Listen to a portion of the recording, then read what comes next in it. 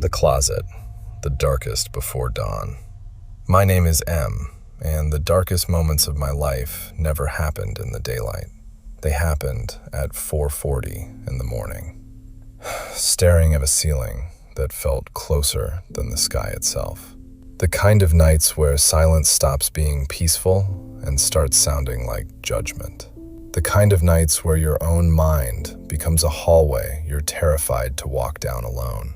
People ask me why I move the way I do, why my presence changes a room before I even speak, why people feel uncomfortable around me without understanding why. Because darkness recognizes darkness, and mine was raised long before it was ever understood. You want to know who M is? Before the architect, before the janitor, before the symbolism and the framework and the masks. M was just a boy trying to survive the night. A boy learning that shadows were safer than people, that isolation hurt less than disappointment, that silence was safer than vulnerability. The shadows became home because home never felt safe. You ever notice how people fear what they don't understand? That's because they can feel when someone has suffered beyond language. Pain changes your eyes. It changes your posture. It changes the energy around you. And some people walk into rooms carrying storms nobody else can see. That was me. Still is, sometimes.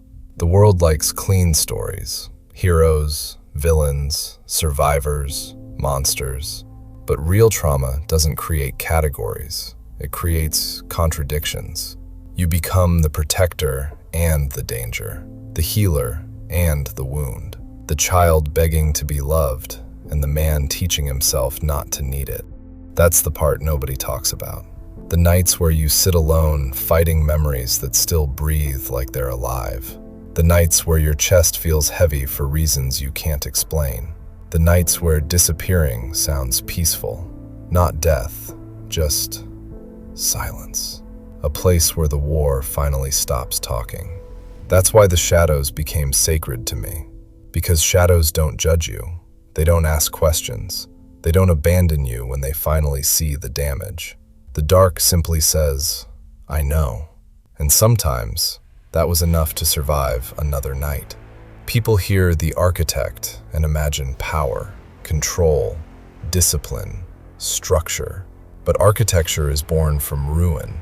You don't build fortresses unless something destroyed your home first. The janitor? People never understood that one either. Because janitors see everything. The blood on the floor after everyone leaves. The broken pieces nobody wants acknowledged. The mess hidden behind polished appearances. That's who I became.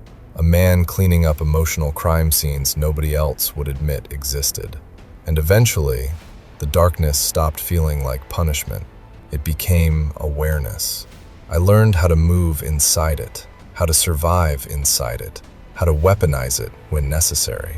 Not because I wanted to become feared, but because fear was the only language life ever taught me fluently.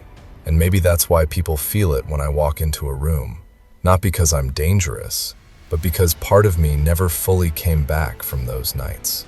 Part of me is still sitting there in the dark, listening to silence breathe, trying to survive until sunrise.